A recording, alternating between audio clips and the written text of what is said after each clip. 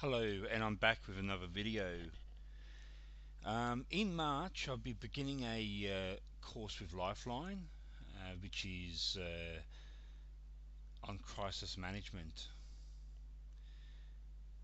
Having my own history with suicide,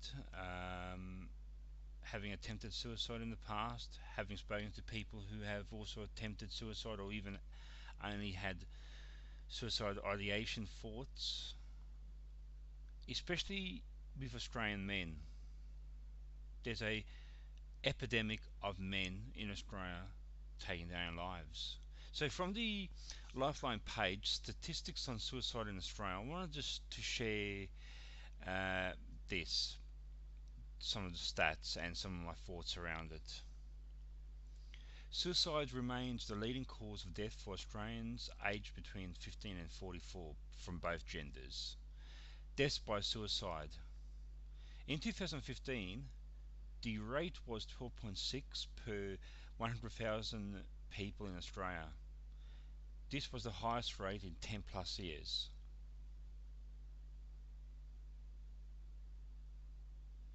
In 2015, the most recent data from the ABS reported deaths due to suicide was around 3,027 people. Wow. This equates to more than 8 deaths by suicide in Australia each day. And they say terrorism is a problem. Deaths by suicide in Australia occur among males at a rate 3 times greater than for females. So men are a higher chance of going ahead with suicide. The suicide rate amongst Aboriginals and Torres Strait Islander people is more than double the national rate. So in 2015, suicide accounted for 5.2% of all the Indigenous deaths compared to 1.8% for non-Indigenous deaths. Wow. Suicide attempts.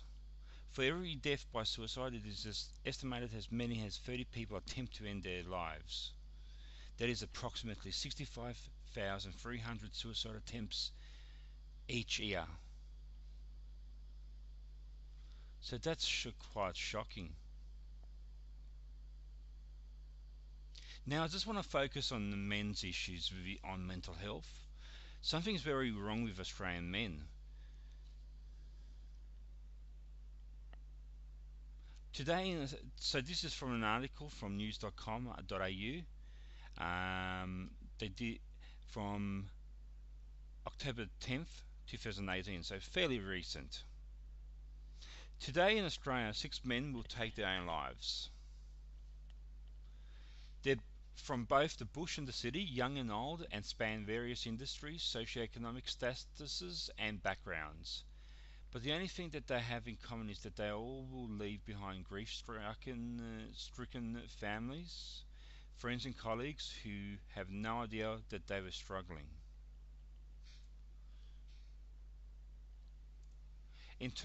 That's because men who die by suicide are significantly less likely to have sought help. Many struggle alone. Jack Heath, Chief Executive of Sane Australia, which is run by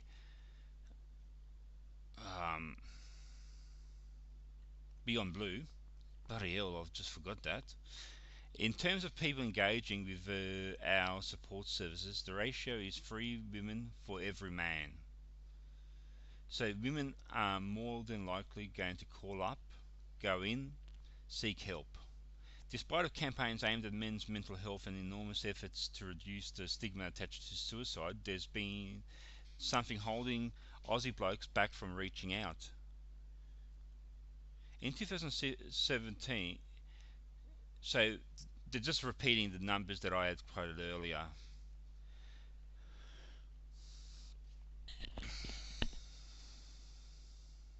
Lifeline has a program called Gotcha for Life. It's dedicated to an in-school program helping educate young men and boys about resilience and the importance of friendships and talking about issues, and runs a scholarship program with Lifeline to train more male counsellors. While mental health is an issue across the community, there was a 9% increase in the likely number of suicides of both men and women last year. Men are 3 times more likely to take their own lives. There is a gender imbalance. So suicide is the leading cause of deaths of men aged between 15 to 44. More than double the national road toll.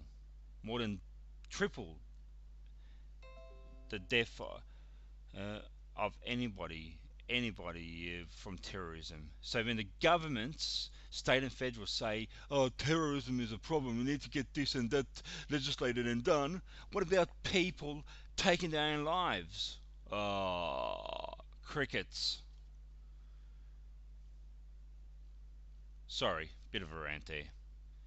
When you look at the suicide rates for women, they peak in the late teens and are pretty consistent over the course of a lifetime. There's a slight increase in the late 40s, but it's pretty much a flat line across all age groups for women. But when you look at the statistics for men, they go well beyond where women are. They steadily climb from the mid to late 20s and peak in the early 50s. They drop off and flatline from there, up until men reach their 80s when they increase again. What this tells the experts is that men struggle with various different factors depending on the stage of life, but don't seek help when things get tough. They try to toughen it out. Obviously, there's something happening coming into adulthood. Big issues in middle age, I'd say, around divorce or separation, questioning one's life, and again in later life. As well as not asking for help when feeling suicidal, i.e., like taking medication for depressive thoughts or seeing a psychologist or psychiatrist, a staggering 72% of men don't seek help for mental health disorders. Again, such as anxiety, depression.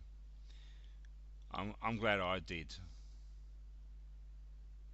Instead, research shows that most men turn to alcohol, drugs, gambling, or other unhealthy activities in a bid to cope with their emotions. I mean, this is sad.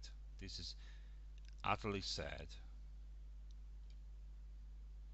So, look,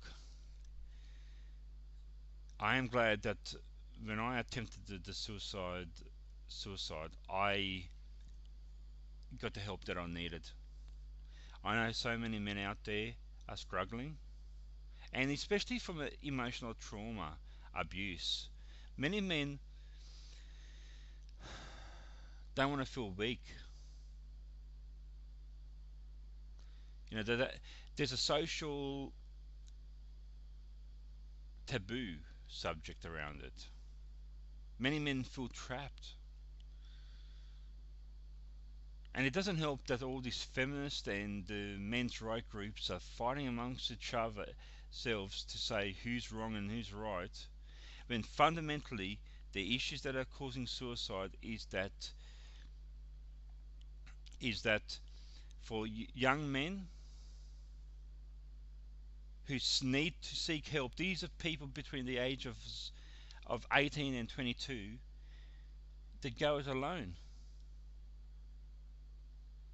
They either attempt to commit suicide so the pain goes away, and if they're successful, of course, they leave behind grief-stricken families and people asking what the hell went wrong. And there is just no sign that someone's going to commit suicide. Somebody could be smiling. Somebody could be appearing pretty normal.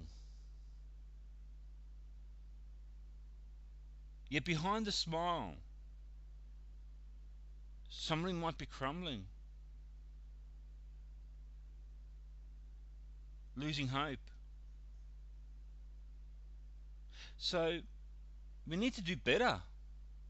We men need to change the way we think about emotionality, about what is tough. We need to reach out and talk to each other. We need to ask, are you okay, mate? And if you're not okay, what can we do? How do we get you the services that you need?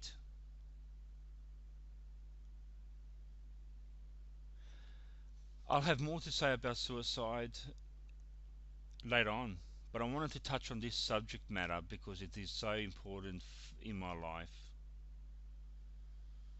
Crisis should not lead to suicide. Suicide is a last ditch. You can't return from suicide if you're successful. You're dead.